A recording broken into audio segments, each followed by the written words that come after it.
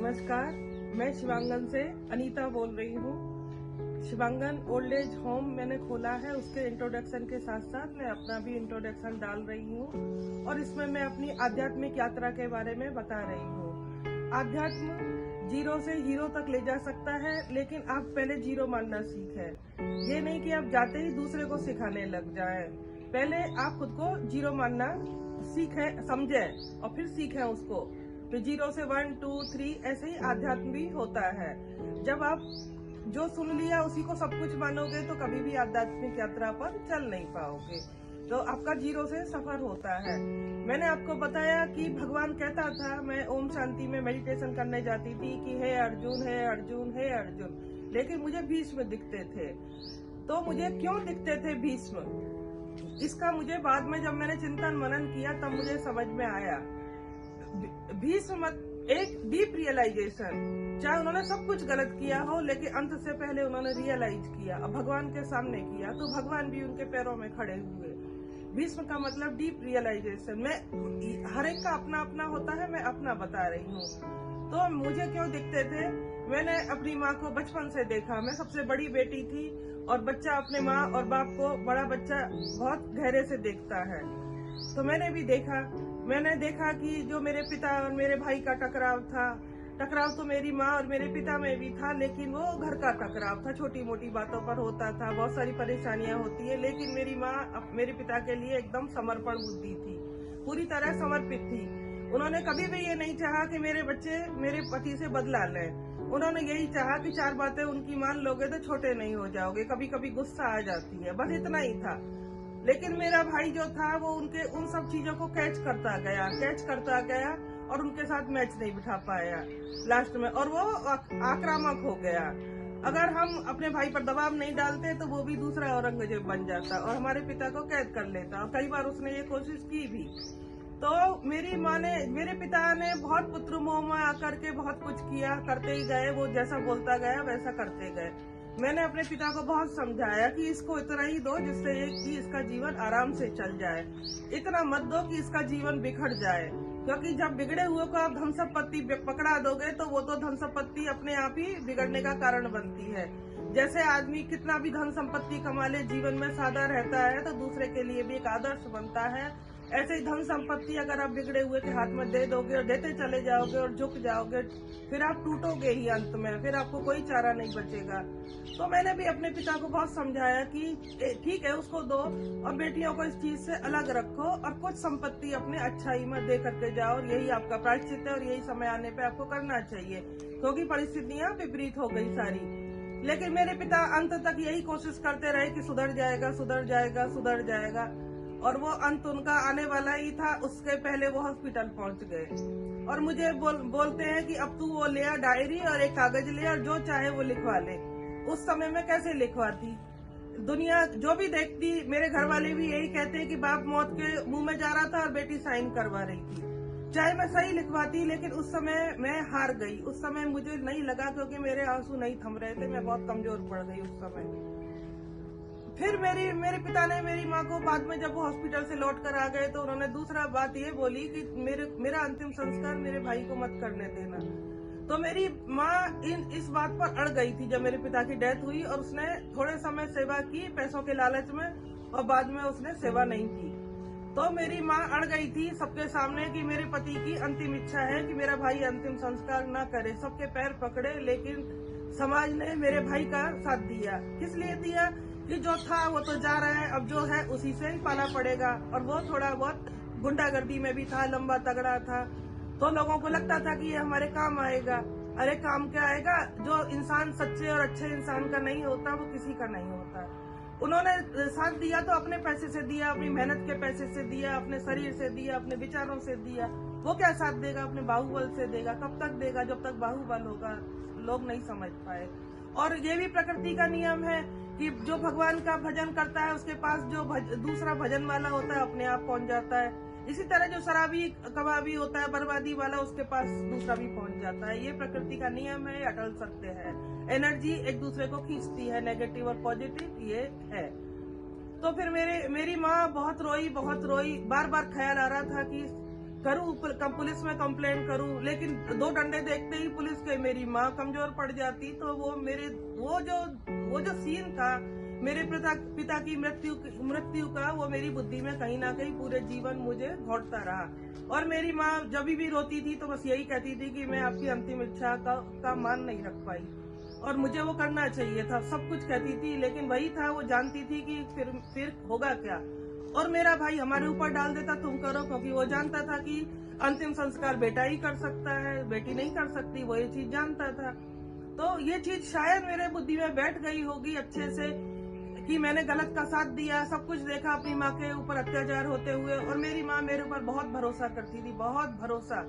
एक बार की घटना मैं बताती हूँ कि मैंने अपनी माँ को, मेरे नाम कुछ कर रही थी, तो मैंने बोला कि भाई हाँ वो मकान का ही कुछ कह रही थी कि तेरे नाम कर दूं।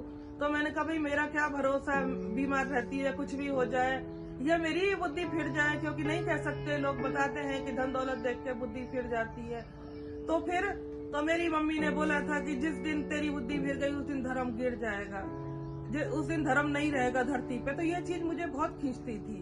तो मैंने बताया है कि मेरे को भगवान के घर में वो पिता के रूप में ही अनुभव होते थे। तो मेरे पिता में बहुत अच्छाइयाँ थी, बहुत थी, लेकिन कुछ कमजोरियां थी। वो पारिवारिक दबाव था उनका, क्योंकि वो अकेले करने वाले थे, तो वो थोड़े कहीं ना कहीं कमजोर पड़ते थे। वैसे वो अच्छे थे, बहुत अच्छे थे। वो कभी किसी का एक पैसा ले नहीं सकते थे, अपना लगा सकते थे, कभी भी किसी का साथ देने के लिए हमेशा आधी रात भी खड़े रहते थे। बहुत सारी उनमें अच्छाइयाँ थी और उन्होंने सब अपने बल पर ही किया। और मेरी माता में भी बहुत सारी अच्छाइयाँ थी, लेकिन वो पुत्र मोह में दोनों ही कमजोर पड़े। माँ भी कमजोर पड़ी, फिर वो मुझे इसलिए दिखते थे, मुझे इस चीज का अच्छे से रियलाइजेशन हो चुका था। तो मैंने अपने आप को, मतलब मैं जो भगवान कह रहा उसके मापदंड के अनुसार खरी नहीं थी जब मैं वहाँ पे गई। हे अर्जुन, क्योंकि मैं अर्जुन के रूप में अपने आप को एक्सेप्ट नहीं कर पा रही थी। तो आप सोचिए कि मैं तो वहाँ जाने के भी लायक नहीं, वहाँ बैठने के भी लायक नहीं, लेकिन भगवान जो कह रहा है तो वो बनाएगा, उसका काम है। मैं वहाँ पे गई, टिकी, और सचमुच मुझे ऐसा एहसास होने लग गया कि सारा ज्ञान मेरे लिए है, मुझे समाना है अपनी बुद्धि के अंदर। और मैं सोचने लग गई कि भगवान किसी दिन लाइन भी बदल देगा, क्योंकि भक्ति में है, आप जहाँ भी हो, कितने भी पीछे हो, भगवान का मन है, अगर आप लायक बन गए तो वो लाइन का वो सबके पलटा देगा, आपको पीछे वाले को आगे कर देगा। मैं बस उसी विचारधारा पर टिक गई और मैंने ज्ञान मुझे पूरा समझ में आने लग गया।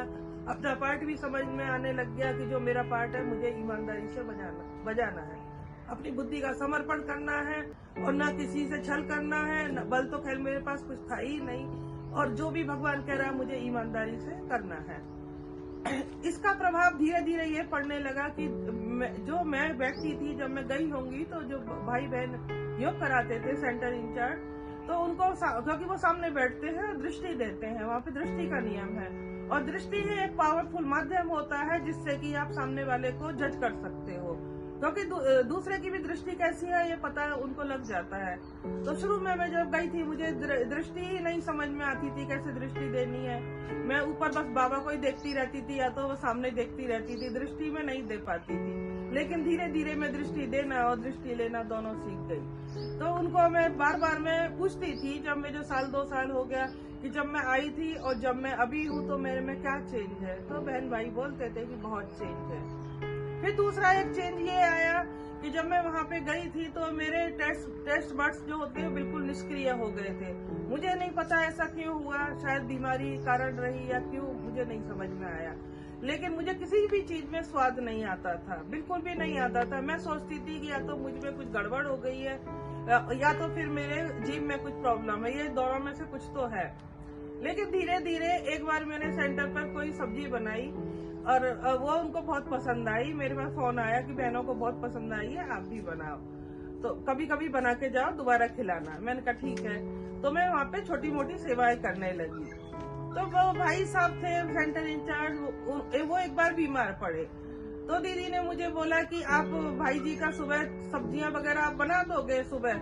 मैंने कहा मैं जल्दी तो नहीं आ सकती, लेकिन जो मेडिटेशन के समय में आधा घंटे पहले आती है मैं आधा घंटे में बना दूंगी, क्योंकि मैं घर के काम में फास्ट हूँ। इसी बीमारी के बाद भी मैं जल्दी काम कर लेती हूँ। तो मैं बनाने लगी, उसी में से बाबा का भोग लगता था और धीरे धीरे कैसे मेरा स्वाद मुझे वापस मिल गया।